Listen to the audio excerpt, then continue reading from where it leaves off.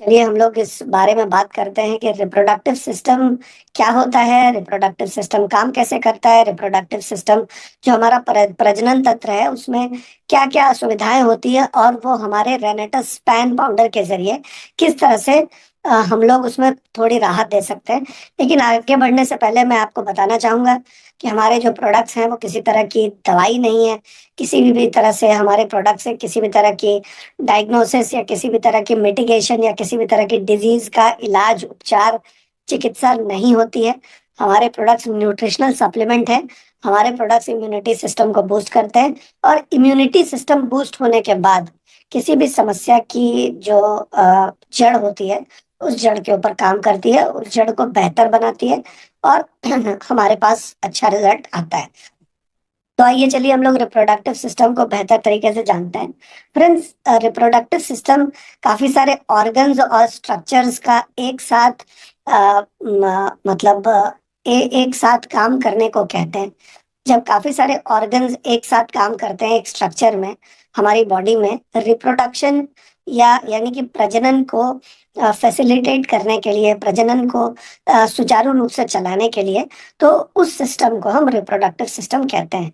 अब ये पुरुषों में और महिलाओं में अलग अलग तरीके से होता है। अलग अलग तरीके का रिप्रोडक्टिव सिस्टम होता है पुरुषों में, अलग तरीके का रिप्रोडक्टिव सिस्टम होता है महिलाओं में। अभी क्या है कि इसके तीन मूल आधार हैं, इसके तीन मूल फंक्शंस को परफॉर्म करने के लिए होता है। प्रोड्यूस करने के लिए, अब वो प्रोड्यूस एग्स भी हो सकते हैं महिलाओं में, और वो प्रोड्यूस जो है वो स्पर्म भी हो सकते हैं पुरुषों में। इसके अलावा एक बार स्पर्म प्रोड्यूस हो गया या एक बार एग प्रोड्यूस हो गया, तो प्रोड्यूस होने के बाद सिर्फ प्रोड्यूस होने से तो काम चलेगा नहीं, उसको एक जगह से दूसरी जगह पर लेकर जाना भी बहुत जरूरी है। तो उसको ट्रांसपोर्ट करने का काम भी रिप्रोडक्टिव सिस्टम का ही है। और उसके अलावा एक बार सही जगह पर उसको पहुंचा दिया जाए, फिर उसको नर्चर करने का या उसको एक इंसानी शक्ल देने का, एक बच्चे को मतलब बच्चे को बनाने के लिए जो भी चीजें चाहिए उस चीज को पूरी तरह से फैसिलिटी प्रोवाइड करने का काम जो है ये भी रिप्रोडक्टिव सिस्टम का ही है। तो जैसे कि मैंने अभी आपको बताया कि पुरुषों में स्पर्म और महिलाओं में एग्स, यानी कि मतलब जो अंडे होते हैं जिससे कि जिन दोनों के मिलने के बाद एक बच्चे का गठन होता है। तो ये दोनों चीजों को बनाने के लिए और ट्रांसपोर्ट करने के लिए, और एक बार दोनों मिल जाएं उसके बाद उसको सींच कर एक बच्चे का आकार देने के लिए, ट्रांसपोर्ट के लिए और ये सारी चीजों के लिए रिप्रोडक्टिव सिस्टम यानी कि हमारे प्रजनन तंत्र का की बहुत बड़ी भूमिका है। तो अ, महिलाओं में नर्चर करने वाली कैपेबिलिटी होती है।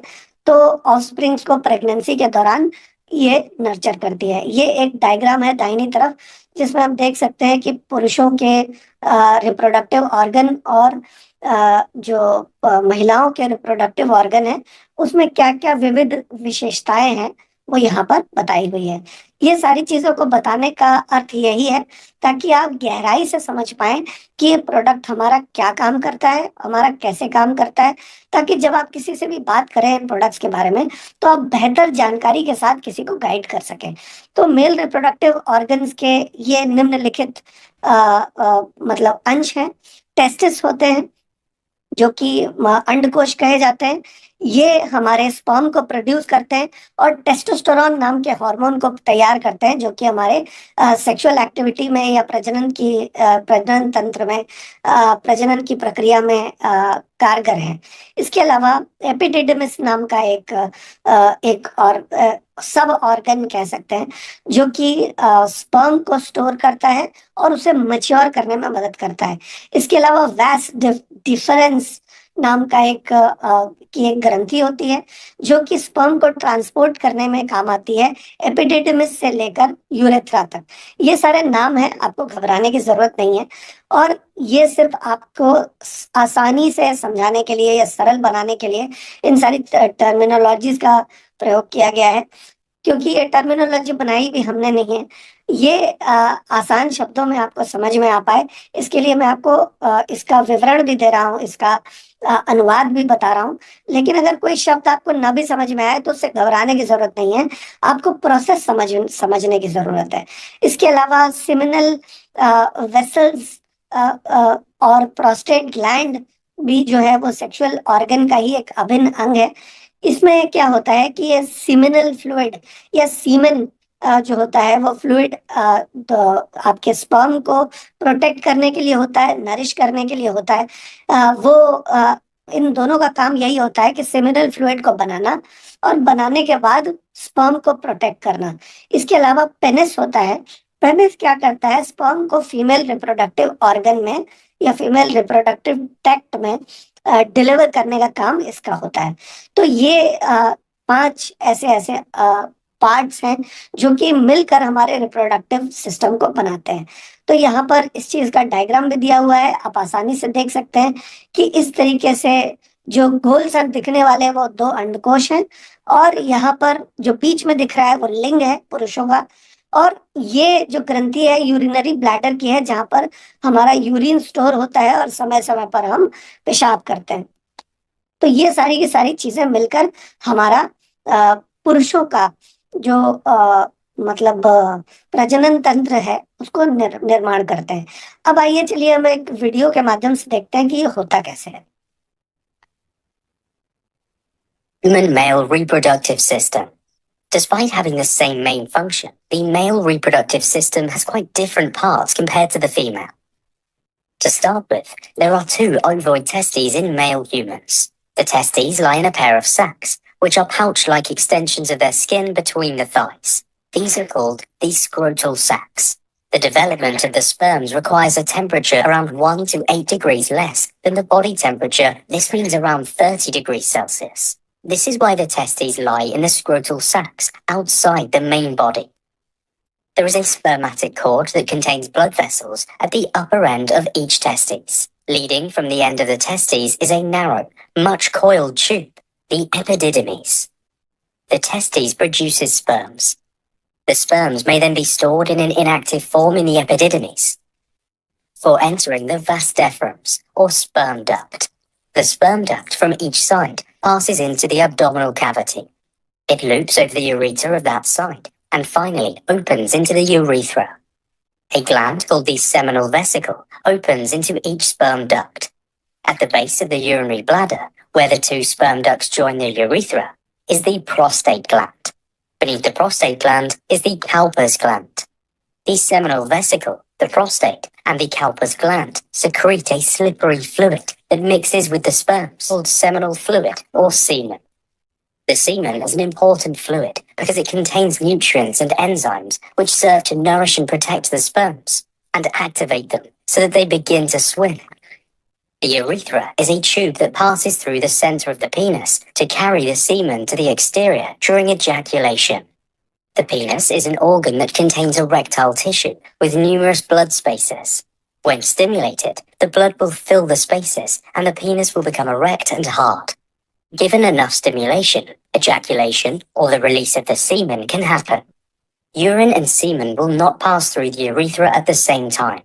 This is due to a circular band of involuntary muscle called the internal urethral sphincter at the base of the urinary bladder that blocks urine from coming out or flux of semen from coming in during ejaculation. The human sperm, or spermatozoon, has a head with a diameter of only about 2.5 micrometer. But exactly how small is a 2.5 micrometer? Compare it with the diameter of your hair, which is around 70 micrometer. Get the picture? You can fit 28 of these wiggly cells along the width of just a single hair. Coming towards the composition of the sperm head, it contains a large nucleus that carries a haploid set of chromosomes, little cytoplasm, and an acrosome. The acrosome is a sac containing enzymes. The human sperm also includes a middle piece containing mitochondria to provide energy for the activity of the sperm and, of course, a tail or flagellum to enable the sperm to swim towards the egg. The enzymes can break down parts of the egg membranes to let the sperm penetrate during fertilization. Puberty.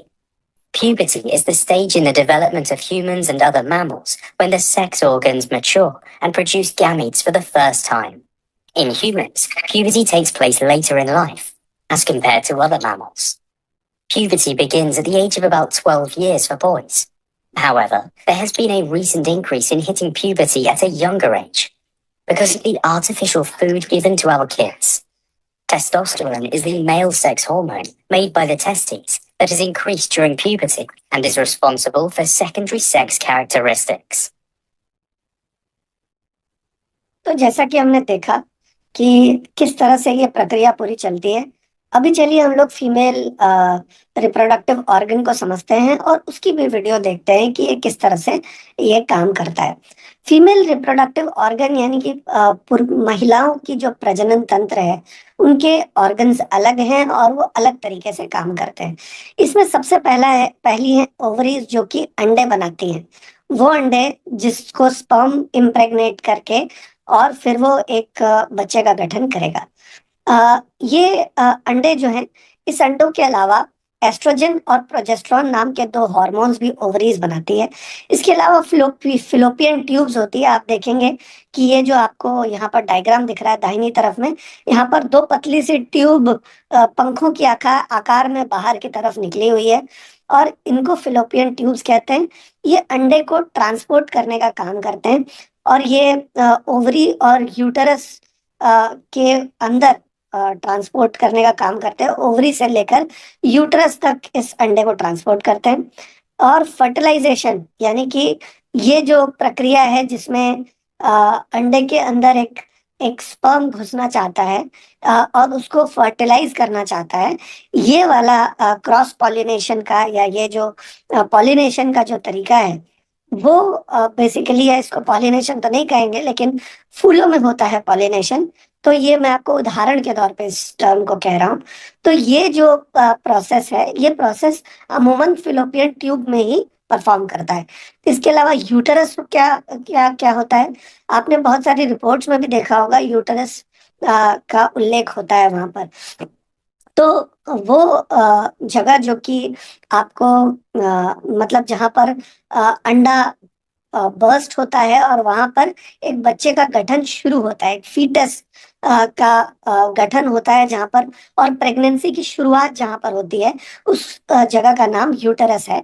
इसके अलावा vagina को basically उस जगह को कहा जाता है जहां पर वो धातु को रिसीव करती है, धात को रिसीव करती है, और उसको बर्थ कैनाल भी कहा जाता है। इंटरकोर्स के दौरान या प्रजनन के दौरान जो धात को रिसीव करती है, अपने अंदर प्रवेश करने देती है, और उसे बर्थ कैनाल भी कहा जाता है। सर्विक्स एक बहुत इंपॉर्टेंट पार्ट है जो कि आपके लोअर पार्ट ऑफ यूटेरस में होता है और ये वजाइना में ओपन होता है। ये डायलेट हो जाता है, ये चौड़ा हो जाता है बर्थ के दौरान। बच्चा जो है वो, आप कह सकते हैं कि वो यहीं से माँ के गर्भ से निकल पाता है। तो ये जो गर्भ है इसको यूटेरस आप कह सकते हैं, और ये गर्भ से जो बच्चा निकलता है वो सर्विक्स के थ्रू ही होकर के निकलता है। अब चलिए इसी चीज को, इसी एक्सप्लेनेशन को वीडियो के फॉर्म में अच्छी तरह से समझते हैं। We will talk about the female reproductive system, how the egg is produced, and where it fertilizes. In the female, there are two ovoid-shaped ovaries attached to the dorsal body wall, just below the kidneys. Eggs or ova develop inside the ovaries of the mature female human. Ovaries are also responsible for the production of estrogen and progesterone. It is thought that an overwhelming number of around 6 to 7 million potential cells are already present in a 20-week gestation fetus and then decline to 1 to 2 million at birth. This number continues to decline from 300,000 to 500,000 at puberty to less than 1,000 at an average age of menopause. Usually, only one egg is released every month. The ovaries take turns to release an egg. The egg cells divide through mitosis and then go through meiosis. Most of these cells are arrested at prophase 1 and may remain like this for up to 50 years. The egg is spherical, with a diameter of about 110 to 120 micrometer. Now, compare this with the diameter of the human sperm head, which, as learned in the previous video, is only around 2.5 micrometer. The egg, like the sperm, also has a large nucleus and contains a haploid set of chromosomes. A lot of cytoplasm is present and may contain a small amount of yolk. The egg has a plasma membrane, which, in turn, is surrounded by an outer membrane called vitelline membrane. The ovary releases the ripe eggs or ova into the oviduct at certain times. There are two oviducts. Each oviduct, also called the fallopian tube, is a narrow muscular tube. It leads from the ovary to the uterus. The anterior portion of the oviduct has a funnel-shaped opening called infundibulum. Cilia on the inner lining helps move the egg to the uterus. The egg is fertilized in the oviduct. The uterus is another name for the womb. It is where the baby or fetus develops during pregnancy. It is pear-shaped, about 7.5 centimeters long. The uterus has thick muscular walls, which makes it easier to stretch as the baby grows. Its inner lining, the endometrium, is soft and smooth. Part of this lining is shed off every month during menstruation. The endometrium is richly supplied with blood vessels and is the place where the embryo is embedded after fertilization. At the lower narrow end or neck of the uterus is a circular ring of muscle known as the cervix. The outer portion of the uterus is a thin-walled birth canal, or vagina. The opening of the vagina is the vulva. Semen is deposited in the vagina during intercourse. तो जैसा कि हमने देखा, जो चीज हमने verbally explain की उसी चीज को वीडियो फॉर्म में यहाँ पर भी देखा। अभी क्या है कि चलिए हम लोग आगे चलते हैं और जानते हैं कि प्रॉब्लम्स क्या क्या संभवतः हो सकती है। आपने देखा कि ये बिल्कुल दक्ष प्रक्रिया है, कॉम्प्लेक्स प्रोसेस है। और मेल रिप्रोडक्टिव डिसऑर्डर्स क्या होते हैं, मतलब ऐसे संभवतः क्या क्या समस्याएं होती है जो कि पुरुषों में प्रजनन से संबंधी होती हैं। तो पुरुषों से संबंधी क्या क्या असुविधाएं होती हैं जो कि मेल रिप्रोडक्टिव सिस्टम में असुविधा होने के कारण हो सकती है। सबसे पहले इरेक्टाइल डिसफंक्शन होता है, जो कि सही तरीके से इरेक्शन इंटरकोर्स के दौरान यानी कि प्रजनन के दौरान सही तरीके से लिंग का इरेक्ट ना हो पाना, लिंग का सही तरीके से मतलब इरेक्ट ना हो पाना एक समस्या हो सकती है। ये काफी सारे अलग अलग तरह के कारणों की वजह से संभव है। हार्ट की किसी असुविधा की वजह से, डायबिटीज की वजह से, ये दो कारण फिजिकल फैक्टर्स हैं।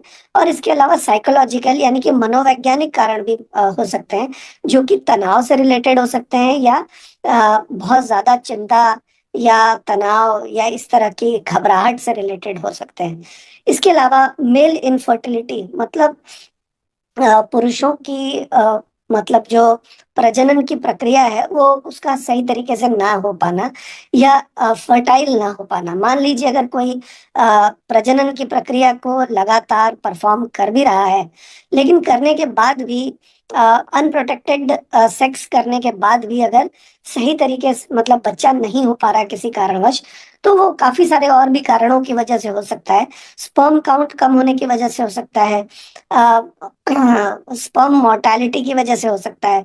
इसके अलावा स्पर्म का शेप एबनॉर्मल होने की वजह से हो सकता है। इसके अलावा जेनेटिक फैक्टर्स हो सकते हैं, हार्मोनल इम्बैलेंस के वजह से, या लाइफस्टाइल के फैक्टर्स भी हो सकते हैं। तो काफी सारे कारण हैं जिसकी वजह से ऐसी असुविधा हो सकती है, खास करके मेल इनफर्टिलिटी की।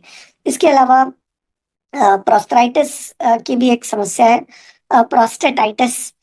इसका मतलब है कि प्रोस्टेट ग्लैंड्स में सूजन आ जाना।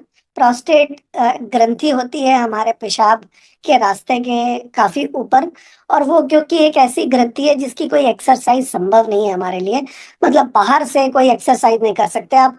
हर तरह के मसल्स की एक्सरसाइज कर सकते हैं, लेकिन प्रोस्टेट ग्रंथि भी एक तरह की मसल्स होती है जिसकी एक्सरसाइज आप बाहर से नहीं कर सकते।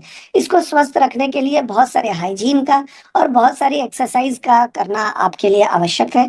लेकिन ये प्रोस्टेटाइटिस की होने के कारण आप इन्फ्लेमेशन यानी कि सूजन इस प्रोस्टेट ग्रंथि में आ जाती है, जिसकी वजह से आपको पेशाब करने में असुविधा का बोध होता है। मतलब जलन भी हो सकती है, दर्द भी हो सकता है। पेल्विक यानी कि आपको ये मतलब आपके निष्कासन के एरिया में आपको दर्द हो सकता है।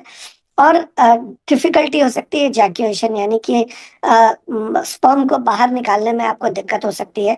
ऐसा बैक्टीरिया की वजह से भी संभव है, जो कि एक्यूट भी हो सकते हैं और क्रॉनिक भी हो सकते हैं। और ऐसी असुविधा नॉन बैक्टीरियल भी हो सकती है, यानी कि बैक्टीरिया के कारण भी हो सकता है और बैक्टीरिया के बिना भी हो सकता है ये जो समस्या है। इसके अलावा बेनिगिन प्रोस्टेटिक हाइपरप्लेक्सिया, PHP, ये एक नॉन कैंसरस इनलार्जमेंट है। आपके प्रोस्टेट ग्रंथि अगर बढ़ जाए, जरूरत से ज्यादा बढ़ जाए, इनलार्ज हो जाए प्रोस्टेट ग्लैंड, तो ये काफी कॉमन है पुरुषों में। और ये किस तरह से आपको पता चलेगा कि ये समस्या ज्यादातर लोगों को है? उनको यूरिनरी समस्या होगी, जैसे कि यूरिन को स्टार्ट करने में समय लगना। बहुत सारे लोग पेशाब करने खड़े होते हैं, लेकिन पेशाब करने खड़े होने के काफी देर बाद उनकी पेशाब एक्चुअली निकलना शुरू होती है। इसके अलावा उनकी जो पेशाब की जो धार है, वो धार बहुत ही कम, बहुत ही धीरे होती है। आप देखिए बचपन में धार कितनी तेज होती है, लेकिन जैसे जैसे उम्र बढ़ती है ये धार धीरे होती चली जाती है। ये आपके प्रोस्टेट ग्लैंड के कमजोर होने की वजह से या बेनिगन प्रोस्टेटिक हाइपरप्लेक्सिया की वजह से भी संभव है। इसके अलावा काफी फ्रीक्वेंट, मतलब जल्दी जल्दी यूरिन का दोबारा लगना, यूरिन रोक ना पाना। इसके अलावा ये भी हो सकता है कि आपको एक बार यूरिन हो गई और आपको लगा कि अब हो गई, लेकिन जैसे ही आप मतलब अपने लिंक को अगर आप वापस जगह पर लेकर आने के लिए उसको ये करते हैं, तो आप देखते हैं कि उसके बाद भी कुछ बूंदें निकल रही है। तो ये जो है वो बेनेगिन प्रोस्टेटिक हाइपरप्लेक्सिया के सिम्टम्स हैं। तो इस कारण की वजह से भी सेक्सुअल परफॉर्मेंस काफी मतलब दिक्कत आती है सेक्सुअल परफॉर्मेंस में। तो ये भी एक बहुत बड़ा कारण हो सकता है सही तरीके से प्रजनन न होने का। इसके अलावा वेरिकोसेल नाम की एक समस्या होती है, जो कि आपकी धमनियां और शिराओं में, अंडकोश में रक्त ले जाने वाली जो धमनियां और सिराएं हैं, और अंडकोश से स्पर्म को बाहर ले जाने वाली जो धमनियां और सिराएं हैं, वो अगर फूल जाए, वो अगर सूज जाए, तो इस तरह के सूजन, नसों में सूजन की वजह से, स्क्रोटम यानी कि अंडकोश, अंडकोश में इस तरह की नसें अगर फूल जाएं या सूज जाएं, तो वेरिकोज वेन्स जैसे पैर में होता है, ठीक उसी तरह की असुविधा अगर अंडकोश में हो जाए, तो उसको वेरिकोसेल कह सकते हैं। और ये मतलब काफी सारी चीजें इसके सिम्टम्स हैं। इसके मतलब अंडकोश में दर्द का अनुभव होता है इससे। और अंडकोश का सिकुड़ना एक एक इसका द्योतक है। इसके अलावा इनफर्टिलिटी, इसके वजह से बच्चे का ना होना या इस तरह की समस्या भी हो सकती है। तो जैसा कि आपने देखा कि अभी तक बहुत सारे ऐसे कारण हैं जिसकी वजह से बच्चा नहीं होता। तो कोई एक कारण नहीं है। अब जब कोई कहता है बच्चा नहीं हो रहा है, तो ये क्या है ना, बड़ा ही मतलब मासूम तरीका है ये कहने का, बच्चा नहीं हो रहा है। लेकिन क्यों नहीं हो रहा है, इनमें से कौन से कारण रिस्पॉन्सिबल है, ये समझना बहुत जरूरी है सही सुझाव देने से पहले। इसके अलावा हाइपोगोनाडिज्म की भी समस्या हो सकती है। एक ऐसी कंडीशन जहां पर शरीर टेस्टोस्टेरोन या तो बना नहीं रहा, जो हार्मोन आपके प्रजनन के लिए बहुत ही आवश्यक है, वो या तो बना नहीं रहा, या तो बना रहा है तो सही मात्रा में नहीं बना रहा है। अगर ये होता है तो आ, मतलब क्योंकि ये सेक्सुअल डेवलपमेंट का हार्मोन है, तो अगर ये हार्मोन अगर सही तरीके से नहीं बने, तो सेक्सुअल एक्टिविटी परफॉर्म करना बहुत मुश्किल होता है। इसके क्या सिम्टम्स हैं? आपकी जो सेक्स ड्राइव है, या आपकी जो प्रजनन तंत्र, प्रजनन करने की जो इच्छा है, वो लिबिडो आपका कम हो जाता है। इरेक्टाइल डिस्फंक्शन हो सकता है, थकावट हो सकती है, और आपका मसल मास भी कम हो सकता है अगर ऐसा हो तो। इसके अलावा पायरोनीज डिजीज नाम की एक समस्या होती है, जिसमें एक फाइब्रस कार टिश्यू आपके लिंग में जमने की वजह से उसका वो काफी मुड़ जाता है, और जब इरेक्शन होता है तो पेन होता है, दर्द होता है, और सेक्सुअल फंक्शन जो है वो डिस्कम्फर्ट होता है। सेक्स करते टाइम दर्द का अनुभव होता है। तो ये समस्या हो सकती है। ये एक लिंग का मुड़ जाना इसका एक इंडिकेशन है कि आपको ये वाली समस्या है। इसके अलावा हाइड्रोसील नाम की एक समस्या होती है, जिसमें आपके अंडकोश में बहुत सारे फ्लूइड या बहुत सारे मतलब लिक्विड जम जाता है, बहुत सारे तरल पदार्थ जम जाते हैं, और इसकी वजह से आपके अंडकोश में सूजन आ जाती है। और सूजन की वजह से यूजुअली दर्द होता है, जरूरी नहीं कि हर बार दर्द हो, लेकिन दर्द होता है। ये आम तौर पे खुद ठीक हो जाता है, लेकिन अगर ठीक ना हो तो इसको सर्जरी की जरूरत पड़ती है। इसके अलावा हमने ये जाना है अभी तक कि पुरुषों में क्या क्या समस्याएं हो सकती है जिसकी वजह से प्रजनन ना हो सके, जिसकी वजह से बच्चे पैदा होने की प्रक्रिया ना हो सके। लेकिन अब हम जानते हैं कि महिलाओं में ऐसी क्या क्या समस्याएं हैं जो कि जिसके कारणवश रिप्रोडक्टिव ऑर्गन्स में समस्या आने के कारण बच्चे होने में दिक्कत हो सकती है। जी हाँ, प्रॉब्लम जो है, समस्या जो है, पुरुषों में भी हो सकती है, और प्रॉब्लम जो है वो महिलाओं में भी हो सकती है, समस्या महिलाओं में भी हो सकती है। तो दोनों तरफ बराबर बराबर समस्याएं हो सकती हैं। और जब तक हम ये नहीं समझ जाते कि प्रॉब्लम है क्या, और प्रॉब्लम किसको है, कितनी है और क्या है, तब तक हम सही तरीके से उसको एड्रेस नहीं कर पाएंगे, हम सही तरीके से उसको सुझाव नहीं दे पाएंगे कि क्या करने पर उनकी उस समस्या का निवारण हो सकता है। अगर कोई कहता है कि बच्चे नहीं हो रहे हैं, तो ये तो वो फल स्वरूप बता रहे हैं। ये एक बहुत ही मासूम तरीका है कहने का, लेकिन इसके बहुत सारे कारण हो सकते हैं। जैसा कि अभी मैंने आपको बताया, पुरुषों में बहुत सारे कारण, लेकिन कारण क्या है, रीजन क्या है, ये जानना हमें जरूरी है। तभी हम उसको सही तरीके से ये कर पाएंगे। लास्ट में हम ये भी जानेंगे कि प्रोडक्ट के जरिए ये चीज करते कैसे हैं। इसके अलावा पुरुषों की में तो हमने जान ही लिया, लेकिन महिलाओं में क्या क्या समस्या हो सकती है, चलिए जानते हैं। सबसे पहला है पॉलिसिस्टिक ओवरियन सिंड्रोम, पीसीओएस भी कहते हैं इसे। ये एक तरह का हॉर्मोन्स के उथल पुथल होने का के कारण जो हमारी ओवरीज होती है, वो ओवरीज में छोटी छोटी गांठें पड़ जाना, जिसको गांठें पड़ जाती है, इसको हम पॉलिसिस्टिक ओवरियन सिंड्रोम कह सकते हैं। ये इसके फलस्वरूप जो है वो इरेगुलर पीरियड्स होते हैं। मतलब महिलाओं को जो पीरियड्स होते हैं, या मेंस्ट्रुअल साइकिल्स होती है, या मासिक जो होता है, माहवारी होती है, वो जो है वो समय समय पर नहीं होकर वो असंतुलन उस चीज का हो जाता है। इसके अलावा चेहरे पर, और चेहरे पर खास करके इस जगह पर बहुत सारे बाल आ जाते हैं उनको।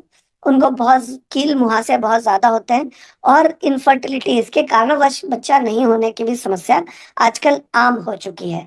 इसके अलावा इंडोमेट्रियोसिस नाम की एक समस्या देखी जाती है। इसमें क्या होता है कि आपकी इंडोमेट्रियम नाम की एक, जैसे कि मैंने आपको आगे बताया भी था, यहाँ पर इंडोमेट्रियम नाम की एक लाइनिंग होती है। मैं इंडोमेट्रियम आप देखिए यहाँ पर अंदरूनी जो लाइन है, यहाँ पर दाहिनी तरफ में सबसे बीचों बीच इंडोमेट्रियम लिखा भी हुआ है, जहां पर बच्चा पलता है एक्चुअली। ये इंडोमेट्रियम की अंदर की लाइनिंग होती है, अंदर एक पतली सी लाइन होती है। और ये जो लाइन है, ये लाइन अगर अंदर की तरफ ना होकर अगर बाहर की तरफ फॉर्म होना शुरू हो जाए, तो जिसकी वजह से मतलब अगर अंदर की जो लाइनिंग है वो अंदर ना होकर बाहर बननी शुरू हो जाए, तो इसको इंडोमेट्रियोसिस कहते हैं। और इसकी वजह से बहुत दर्द भी होता है, ब्लीडिंग भी बहुत ज्यादा होती है, और इनफर्टिलिटी भी इसके कारण संभव है। इसके अलावा यूट्राइन फाइब्रोसिस, फाइब्रोसिस का तैयार होना भी यहाँ पर होता है। एक नॉन कैंसरस ग्रोथ है, मतलब एक ऐसी ग्रोथ है जो कि अमूमन कैंसर में तब्दील तो नहीं होती, लेकिन इसके कारण मेंस्ट्रुअल ब्लीडिंग बहुत ज्यादा होती है, पेल्विक पेन होता है, और कॉम्प्लिकेशन आ जाती है। प्रेगनेंसी में आप देखिए कि एक अलग तरीके के फैट डिपॉजिट्स हो रहे हैं ओवरी में, जो कि उसके शेप को बिल्कुल बिगाड़ कर रख देते हैं। पेल्विक इन्फ्लेमेटोरी डिजीज, पीआईडी नाम की एक समस्या होती है। आप देख सकते हैं इस डायग्राम में, एक जो ओवरी है वो छोटे है आकार में, और दूसरी जो ओवरी है वो बिल्कुल सूज गई है, बिल्कुल बड़ी हो गई है, किसी भी तरह के इन्फेक्शन के कारण। महिलाओं में इस तरह के इन्फेक्शन का होना ज्यादातर सेक्सुअली ट्रांसमिटेड बैक्टीरिया से होता है। सेक्स के दौरान जो बैक्टीरिया का लेन देन होता है पुरुषों से महिलाओं में और महिलाओं से पुरुषों में, उस बैक्टीरिया के कारण अगर मान लीजिए जो हमारे ग्रोइन का जो एरिया है, जो हमारे निष्कासन का जो एरिया है, अमूमन उसको सही तरीके से साफ दिन में एक बार नहाते वक्त ही किया जा सकता है। लेकिन अगर उसको नियमित तौर से सही तरीके से साफ ना किया जाए तो वहां पर गंदी जगह पर बैक्टीरिया आते हैं, और बैक्टीरिया अगर जरूरत से ज्यादा आ जाए तो सेक्सुअल इंटरकोर्स के दौरान, यानी कि प्रजनन के दौरान, ये बैक्टीरिया पुरुषों से महिलाओं में या महिलाओं से पुरुषों को प्रभावित कर सकते हैं। और इस बैक्टीरिया के आ जाने की वजह से पीआईडी नाम की एक इन्फेक्शन हो सकता है, जो कि आगे चल के दर्ददायक बन सकता है और इनफर्टिलिटी में भी तब्दील हो सकता है, और एक्टोपिक प्रेगनेंसी यानी कि कॉम्प्लिकेटेड प्रेगनेंसी का भी कारण बन सकता है।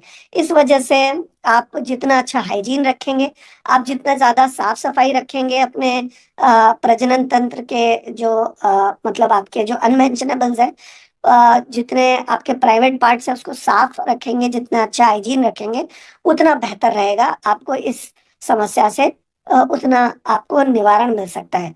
ओवरियन सिस्ट क्या होती है?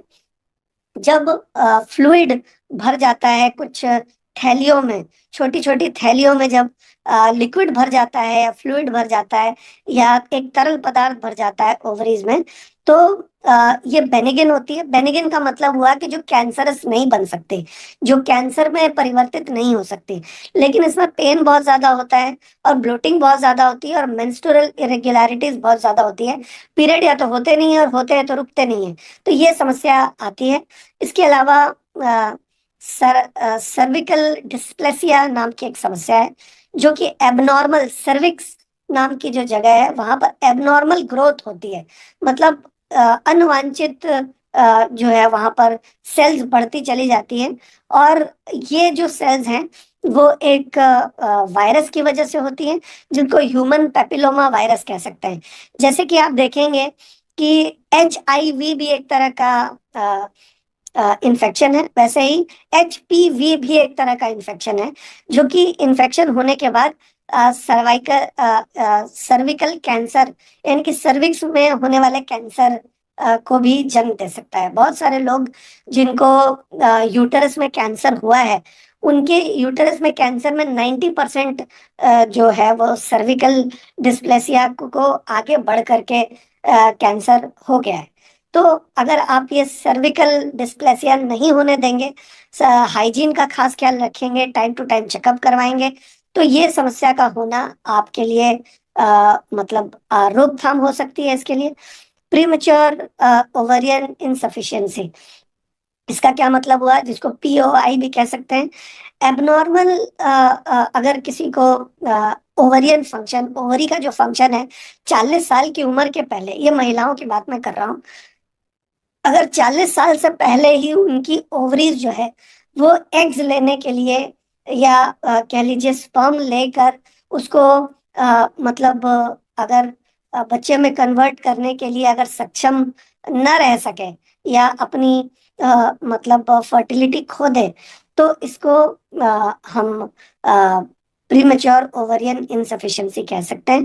पीरियड्स का बिल्कुल बंद हो जाना या मतलब बांझपन या मेनोपॉजल सिम्टम को का जल्दी आ जाना, मेनोपॉज का जल्दी आ जाना, इसके कुछ द्योतक हैं या इसके कुछ इंडिकेटर्स हैं। इसके अलावा वजिनियाटिस नाम की एक समस्या है, वेजाइनाइटिस। इसका इसका क्या मतलब होता है? वजाइना यानी कि जो योनि है, योनि का में सूजन आ जाना। योनि का में सूजन आ जाने के कारण क्या हो सकते हैं कि किसी इन्फेक्शन के कारण ये हो सकता है, जिसकी वजह से बहुत ज्यादा खुजली आए। बहुत सारी महिलाओं को वाइट डिस्चार्ज की समस्या होती है। तो ये वाइट डिस्चार्ज की समस्या मूल तौर पर वेजाइनाइटिस की समस्या के कारण होती है, जिसमें इन्फेक्शन होने के कारण ये वाइट डिस्चार्ज होता है, डिस्कम्फर्ट होता है और बहुत ज्यादा असुविधा होती है, खास करके पब्लिक प्लेस में। तो ये कुछ समस्याएं हैं। मिनोर्गिया नाम की भी एक समस्या होती है, जिसमें कि एबनॉर्मल या हैवी प्रोलॉन्ग मेंस्ट्रुअल ब्लीडिंग, अगर ब्लीडिंग होती है तो ब्लीडिंग रुकती ही नहीं है, और ये खास करके शरीर के अंदर आयरन की कमी की वजह से, एनीमिया की वजह से हो सकती है, और ये आपकी क्वालिटी ऑफ लाइफ को काफी अफेक्ट कर सकती है। तो अगर आप चाहते हैं कि इस तरह की चीजें आपके साथ ना हो, तो आप अच्छी हाइजीन का मेंटेन रखिए, और साथ ही साथ अच्छा न्यूट्रिशन लीजिए। ये न्यूट्रिशन जो है वो आपके किसी भी तरह की असुविधा को शरीर में होने नहीं देता, और अगर हो गई है तो उससे और आगे बढ़ने से रोकता है, और इम्यूनिटी सिस्टम साथ ही साथ उस चीज को पहले जैसा करने की भी पूरा प्रयास करता है। अब ये तो हो गई समस्याएं। समस्याएं तो हमने समझ ली कि समस्याएं क्या है, लेकिन अब इन समस्याओं का करें क्या? कुछ एक ऐसा खास न्यूट्रिशन है, जिस खास न्यूट्रिशन के जरिए अगर हम सही तरीके से उस खास न्यूट्रिशन को हमारे शरीर को दें, तो पुरुषों में भी और महिलाओं में भी जितनी भी समस्याएं हमने डिस्कस की है अभी तक, चाहे वो पुरुषों में हो चाहे वो महिलाओं में हो, वो सारी समस्याओं का समाधान किया जा सकता है। उन सारी समस्याओं को होने से रोका जा सकता है, और अगर पहले से हो गई हो तो इम्यूनिटी सिस्टम की मदद की जा सकती है, उसको दोबारा से पुनः जागृत करने में, उन्हें पुनः हेल्दी करने में, उनको पुनः स्वस्थ करने में का प्रयास किया जा सकता है। अब वो कैसे किया जा सकता है? रेनेटस पैन पाउडर के जरिए किया जा सकता है। क्यों? क्योंकि इसमें अश्वगंधा है। अश्वगंधा तनाव से लड़ने में मदद करता है, एनर्जी को बूस्ट करता है, और ओवरऑल रेजिलियंस को बढ़ाता है। ये सेक्सुअल बहुत ही अच्छी एक हर्ब मानी जाती है।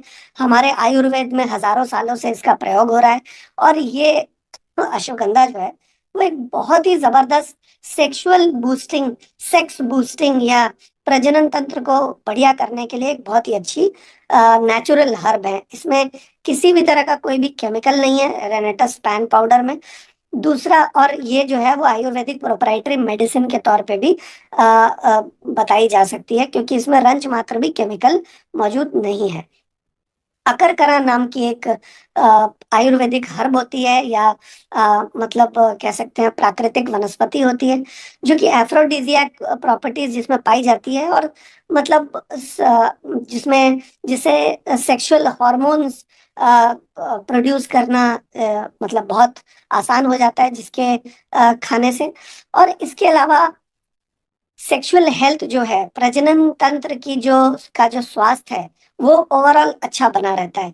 जितनी भी समस्याएं अभी तक हमने सुनी, हालांकि हमारे प्रोडक्ट किसी भी तरह की बीमारी को ठीक करने का दावा नहीं करते, बीमारी को ठीक करने का काम नहीं करते, लेकिन ये इसका काम क्या है? बीमारी अगर नहीं हुई है तो उसको होने भी नहीं देना, और अगर पहले से बीमारी मौजूद है तो इम्यूनिटी सिस्टम को इतना ज्यादा कारगर बनाना, इम्यूनिटी सिस्टम को इतना मजबूत बनाना कि इम्यूनिटी सिस्टम खुद ब खुद जाकर उस प्रॉब्लम से निपट ले, वो खुद ब खुद उस प्रॉब्लम से जाकर जूझ ले या उसको हरा सके। तो अकरकरा दूसरा इंग्रेडिएंट है हमारे स्पैन पाउडर में। तीसरा इंग्रेडिएंट आत्मगुप्ता है, जो कि मूड को बढ़िया करने में, मूड को बैलेंस करने में, बहुत सारे लोगों को गुस्सा ज्यादा आता है, या बहुत सारे लोगों को सेक्स की उतनी इच्छा नहीं पैदा होती है। तो वैसे मूड को बनाने के लिए कॉग्निटिव फंक्शन, यानी कि हमारे शरीर के अंदर वाइटैलिटी, ताकत, और ये जितने भी अब मैंने आपको मैकेनिज्म बताए, उस पूरे के पूरे मैकेनिज्म को, उस पूरे के पूरे सिस्टम को मजबूत करने के लिए आत्मगुप्ता बहुत ही अच्छा रोल निभाता है, और एक ओवरऑल वेल बीइंग, एक ओवरऑल हार्मोनल बैलेंस को भी बढ़िया करने के लिए इसका काफी अच्छा रोल है। इसके अलावा गोक्षुरा, गोक्षुरा क्या करता है? ये हमारी रिप्रोडक्टिव हेल्थ को बेहतर बनाए रखता है, और स्टेमिना को बढ़ाता है। यानी कि अगर किसी का सेक्सुअल टाइमिंग 1 से 1.5 मिनट का है या उससे कम है, तो उसको बढ़ाने में, टाइमिंग बढ़ाने में मदद करता है, इरेक्शन को लंबे समय तक करने में मदद करता है, या आपकी वाइटैलिटी और स्टैमिना को बढ़ाने में मदद करता है। आप लंबे समय तक सेक्सुअल इंटरकोर्स कर सकते हैं, आप लंबे समय तक प्रजनन की प्रक्रिया का आनंद ले सकते हैं। इसके अलावा शतावरी है इसके अंदर। शतावरी भी हार्मोनल बैलेंस को सपोर्ट करता है, पुरुषों में भी करता है और महिलाओं में भी करता है। इसके अलावा ये ओवरऑल हेल्थ को और वाइटैलिटी को बढ़िया करता है, यानी कि ओवरऑल सेक्सुअल बूस्टर का काम करता है। ये सारे इंग्रेडिएंट मिलकर आपके ऑर्गन्स को मजबूत करते हैं, और आपके ऑर्गन मजबूत होने के बाद आपको बेहतर प्रजनन करने में मदद करते हैं। इसके अलावा गोटुकोला होता है इसके अंदर, जो कि हमारे कॉग्निटिव इनहेंसिंग प्रॉपर्टीज होती है इसके अंदर। कॉग्निटिव एनहांसिंग प्रॉपर्टीज यानी कि जो भी सिस्टम में, आपके प्रजनन के सिस्टम में जो भी आपके सेक्सुअल ऑर्गन्स हैं जो कि थोड़ा भी रोल परफॉर्म करते हैं, उसको बेहतर तरीके से फंक्शन करने में, उसकी सर्विसिंग करने में गोटू कोला बहुत ही अच्छा रोल निभाता है। और मेंटल क्लैरिटी और फोकस, ब्रेन से रिलेटेड, पिट्यूटरी ग्लैंड से रिलेटेड, थैलेमस से रिलेटेड, थाइमस से रिलेटेड हार्मोन्स को बैलेंस करने में हमारी मदद करता है। सफेद मूसली ये भी हमारी वाइटैलिटी के लिए, स्टैमिना के लिए और ओवरऑल एनर्जी के लिए, क्योंकि जब कोई सेक्स करता है तो उसे एनर्जी की जरूरत पड़ती है, उसे स्टैमिना की जरूरत पड़ती है। तो ये दोनों स्टैमिना और ये एनर्जी सफेद मूसली के स्पैन पाउडर में होने की वजह से हमारी बढ़ जाती है काफी हद तक। इसके अलावा कोकिलाक्ष नाम की एक आयुर्वेदिक जो है प्राकृतिक वनस्पति इसके अंदर मौजूद है, जो कि हमारी रिप्रोडक्टिव हेल्थ को बेहतर करने में काम आती है और स्टैमिना को भी बढ़ाने में मदद करती है। मैंगोस्टीन है इसके अंदर, जो कि 42 एक्टिव जेंथॉन्स होते हैं जिसके अंदर, और ये जेंथॉन्स क्या करते हैं, वेट मैनेजमेंट करने में मदद करते हैं, एंटीऑक्सीडेंट से भरपूर परिपूर्ण संपूर्ण ताकत हमारे स्पैन को देते हैं, ताकि हमारे प्रजनन के दौरान जिस भी तरह की एंटीऑक्सीडेंट ताकत की हमें जरूरत हो उसकी कोई भी कमी ना पड़े। इसके अलावा इसमें प्राकृतिक शिलाजीत मौजूद है, और ये शिलाजीत क्या करता है, नेचुरल मिनरल्स देता है हमारे शरीर को, एंटीऑक्सीडेंट्स देता है हमारे शरीर को। और हम में से बहुत सारे लोगों को पता है कि शिलाजीत एक बहुत ही ताकतवर ऐसी प्राकृतिक वनस्पति है जो कि सेक्सुअल पावर को कई कई हजार गुना बढ़ा देती है। बल्कि अभी एक बाबा जी हैं जो जेल में हैं, उन्होंने भी शिलाजीत के ही, सही शिलाजीत के प्रयोग से ही 60 65 70 की उम्र में भी उन्होंने अपने सेक्सुअल सेक्सुअल ऑर्गन्स को बिल्कुल एक्टिव रखा है। खैर ये तो सिर्फ एक उदाहरण है, लेकिन आज से पहले जितने राजा महाराजा हुआ करते थे वो भी शिलाजीत के प्रयोग से और इन सारी प्राकृतिक वनस्पतियों के प्रयोग से ही अपने सेक्सुअल ऑर्गन्स को बढ़िया रखते थे। पहले के राजा महाराजा बहुत ज्यादा उम्र के बाद भी उनके सेक्सुअल ऑर्गन्स बिल्कुल एक्टिव रहते थे और बहुत जबरदस्त तरीके के सेक्स को परफॉर्म कर पाते थे। तो आप भी, ये 8 प्राकृतिक वनस्पतियों का एक गठजोड़ है हमारे स्पैन पाउडर में, रेनेटस स्पैन में, जो कि 5 अलग अलग फ्लेवर्स में उपलब्ध होगा। अभी केसर बादाम फ्लेवर में हमारे बीच ऑलरेडी आ चुका है। इसका अगर हम सेवन करते हैं तो जितनी भी तरह की समस्याएं यहाँ पर हमने महिलाओं से रिलेटेड देखी, या जितनी भी समस्याएं हमने उसके पहले पुरुषों में रिलेटेड देखी, ये समस्याओं की जो मूल जड़ है, इस जड़ के ऊपर काम करता है ये जो 8 इंग्रेडिएंट्स मैंने बताए। और ये जड़ के ऊपर काम करके हमारे पुरुषार्थ को मजबूत करता है और महिलाओं में हार्मोन्स को रेगुलेट करके ये प्रजनन तंत्र को वज्र की तरह मजबूत बनाने का काम करता है। तो चाहे समस्या किसी भी तरह की हो, चाहे समस्या किसी भी कारण से हो, ये प्रोडक्ट जो है हमारा स्पैन, इसको अगर हम देते हैं अपने रेनेटस नोवा के साथ, इसको अगर हम देते हैं अपने इम्यूजेंट के साथ, इसको अगर हम देते हैं हरिद्रा के साथ, तो बहुत ही जबरदस्त रिजल्ट इससे आ सकता है और बहुत ही लंबे समय तक आप इसको प्रयोग कर सकते हैं। अब अगर आपको इसको इस्तेमाल करना है तो इस्तेमाल करने का तरीका क्या है, एक आप सैशे ले सकते हैं 90 ml पानी में। सुबह अगर आप ले रहे हैं तो आप सुबह नाश्ते के साथ इसको ले सकते हैं। इसको 2 बार लेने का है, एक सुबह और एक रात को। सुबह जब आप ले रहे हैं तो लूक वार्म वाटर के साथ ले सकते हैं, अच्छी तरह से उसको मिला लें, और इसको नाश्ते के बाद लेंगे तो बेहतर रहेगा। तो नाश्ते के बाद लेना है इसको 90 ml पानी में, और अगर हल्का गुनगुना पानी रहता है तो बेहतर रहेगा, सुसुम पानी रहता है, गुनगुना पानी रहता है तो बेहतर रहेगा। रात को इसको लेना है तकरीबन तकरीबन 110 ml गर्म दूध के साथ, या बहुत ज्यादा गर्म नहीं होना चाहिए, वो गुनगुना होना चाहिए, यानी कि रूम टेम्परेचर से थोड़ा ज्यादा गर्म होना चाहिए, रूम टेम्परेचर से गर्म, यानी कि गुनगुना कह सकते हैं या लूक वार्म कह सकते हैं। तो ये 110 ml दूध के साथ आप इसको मिक्स करके रात के खाना खाने के बाद आप इसको ले सकते हैं। और ये भूल कर भी आप कभी खाली पेट ना लें। तो ये हमेशा याद रखिएगा कि खाली पेट इसको बिल्कुल भी नहीं लेना है, 2 एक साथ कभी भी नहीं लेना है। और दिन में आप 2 ले सकते हैं, लेकिन एक सुबह नाश्ते के बाद और एक रात को आप ले सकते हैं खाना खाने के बाद। सुबह लेना है पानी में, रात को लेना है दूध में। और सुबह लेना है 90 ml पानी में, रात को लेना है 110 ml दूध में। और दोनों ही नॉर्मल तापमान से थोड़ा ज्यादा तापमान होना चाहिए। उबलते हुए में नहीं लेना है, नॉर्मल तापमान से थोड़ा ज्यादा तापमान होना चाहिए। तो आशा करता हूँ कि ये जो प्रोडक्ट की इंफॉर्मेशन है आपको मिल पाई है। इस इंफॉर्मेशन का इस्तेमाल करके आप इस प्रोडक्ट को ज्यादा से ज्यादा लोगों तक पहुंचाएंगे और ज्यादा से ज्यादा इसका स्वयं भी लाभ उठाएंगे, ऐसी हम आशा करते हैं। तो आज की जानकारी को हम यहीं विराम देते हैं। रॉकिंग रेनेटस अनंत काल तक रॉक करेगा रेनेटस। Have a nice day.